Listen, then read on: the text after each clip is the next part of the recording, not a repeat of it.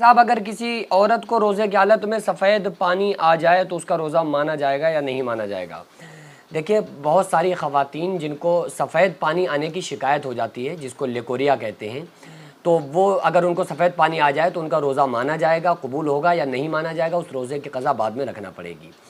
देखिए, जिन ख़वातीन को ये परेशानी होती है ना कि सफ़ेद पानी की शिकायत होती है, तो बाज़ मरतबा तो ये लिकोरिया होता है कि जो मरज़ हो गया कि उनको सफ़ेद पानी की शिकायत हर वक्त रहती है, और जिसकी वजह से बहुत परेशान भी औरतें रहती हैं, दवाएँ इलाज भी बहुत ज़्यादा करवा रही होती हैं।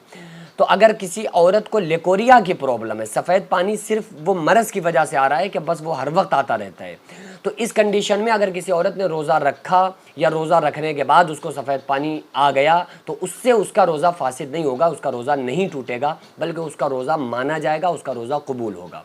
लेकिन बाज़ मरतबा ऐसा भी होता है कि अगर कोई लड़की अपने मंगेतर से फ़ोन पर बात कर रही है या बीवी अपने शौहर से फ़ोन पर बात कर रही है और ज़हन में कुछ वसवसे आ गए, ख़यालात आ गए, तो उसकी वजह से कुछ अगर कतरात वग़ैरह आ गए और सफ़ेद पानी उनको आ गया, तो इससे रोज़े का हुक्म सुन लीजिए। आका अलैहिस्सलातु वस्सलाम ने इरशाद फरमाया कि ज़िनल आइनैनी नज़र, दोनों आँखों का ज़िना है नामहरम की तरफ देखना। तो अगर कोई औरत या कोई लड़की किसी लड़के को नामहरम को या लड़का लड़की को फ़ोन से बात कर रहे हैं या देख रहे हैं, बाज़ मरतबा होता है ना कि रिश्ता लग गया, अब मंगेतर बन गए, आपस में फ़ोन पर बात करना शुरू कर देते हैं। सिर्फ बात नहीं, बल्कि वो लड़का समझ रहा होता है कि जिससे हमारा रिश्ता लगा है ना, बस ये हमारी बीवी है, वो सारे हुक्म चला रहा होता है, तुम्हें यहाँ नहीं जाना है, वहाँ जाना है। यहाँ तक कि लड़की अपने माँ बाप की इतनी बात नहीं मानती है जितनी उसकी बात मानती है कि जो जिससे रिश्ता लगा हुआ होता है। और इसका नुकसान पता है क्या है? पहला तो ये कि ये जायज़ ही नहीं है, फ़ोन पर बात करना या उससे मिलना या मुलाकात, ये तो जायज़ ही नहीं है। दूसरा नुकसान इसका ये भी है कि जब कोई लड़का और लड़की आपस में शादी से पहले फ़ोन पर बात करते हैं, उनकी शादी हो जाए, तो उसके बाद वो लड़की जो होती है, लड़का और लड़की आपस में उनकी इज्जतें कम हो जाती हैं, फिर एक दूसरे की रिस्पेक्ट वो नहीं रहती है, क्योंकि वो पहले से एक दूसरे के सामने खुले हुए होते हैं। तो इसी के लिए इस्लाम ने पाबंदी भी लगाई है कि भाई जायज़ ही नहीं है लड़का लड़की से फ़ोन पर बात करे वगैरह वगैरह, सब चीज़ें आका अलैहिस्सलाम ने मना फरमाई।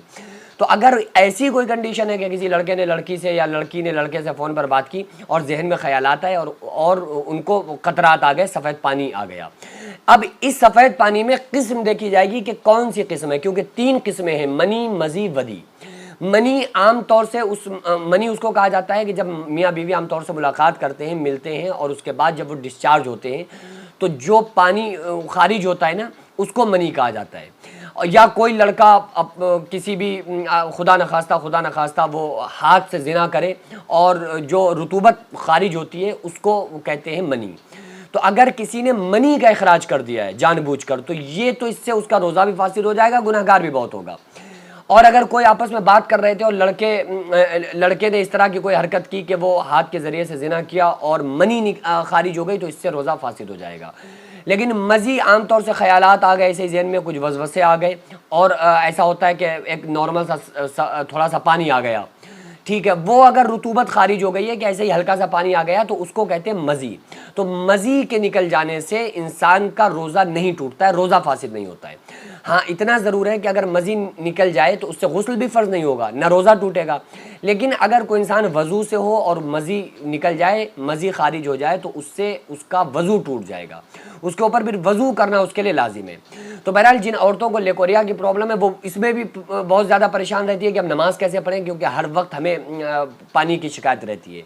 देखो, जब अगर जिन औरतों को ये प्रॉब्लम रहती है, शरीयत ने उनको एक मसला बता दिया, क्या कि वो हर नमाज के लिए नया वज़ू करें और उसके बाद नमाज़ पढ़ने खड़ी हो जाए। और बेहतर अगर ज़्यादा पानी की शिकायत हो ना, तो एक कपड़े वगैरह का इस्तेमाल कर लें, ठीक है, ताकि वो जो गंदा पानी है वो उस कपड़े में आ सके, कपड़े में समा सके। औरत के किसी और कपड़े में वो पानी ना टच हो, ना मस हो, जिससे दूसरे कपड़े उसके ख़राब ना हो। तो इस चीज़ का वो औरत ख्याल रखे। अच्छा, बाज़ औरतें कहती हैं कि हमारा दिमाग हमारा दिल गवाही नहीं दे रहा है। भाई, दिल अगर आपका गवाही ना दे तो ये थोड़ी देखा जाएगा दिल की मानी जाएगी, शरीयत की मानी जाएगी। किसी इंसान का दिल गवाही नहीं दे रहा है कि नमाज़ पढ़ें, किसी इंसान को भूख प्यास लगती है, वो ये सोच रहा है कि हम रोज़ा नहीं रखेंगे क्योंकि हमारा दिल गवाही नहीं दे रहा, तो क्या ख्याल है, आप रोज़ा छोड़ देंगे? तो हमें दिल की नहीं मानना है, हमें शरीयत की मानना है। जब शरीयत ने कह दिया ऐसी कोई प्रॉब्लम है कि किसी औरत को लिकोरिया की प्रॉब्लम हो, तो फिर वो इसी तरह से नमाज के लिए वज़ू करे और खड़ी हो जाए। उसके बाद जितना भी अगर उसको लग रहा है ना कि उसको पानी की शिकायत हो रही है, कोई मसला नहीं है, उसे उसकी तरफ ध्यान ही नहीं देना चाहिए, बल्कि वो नमाज में ध्यान लगाए। लगाए। तो ये ख्याल रख के हम लोगों को चाहिए कि शरीयत को फॉलो करें और तमाम चीज़ों की तरफ हम ध्यान ना दें कि हमारा दिल क्या कह रहा है, दिमाग क्या कह रहा है। हमें अपने दिल दिमाग की नहीं मानना है बल्कि शरीयत की मानना है। और जब हम अपने दिल दिमाग की मानते हैं तो लोग एंजाइटी के मरीज बन जाते हैं। वो नहा रहे होते, 2-2 घंटा गुस्ल कर रहे होते, उन्हें लगता ही नहीं है कि हम पाक हुए कि नहीं हुए।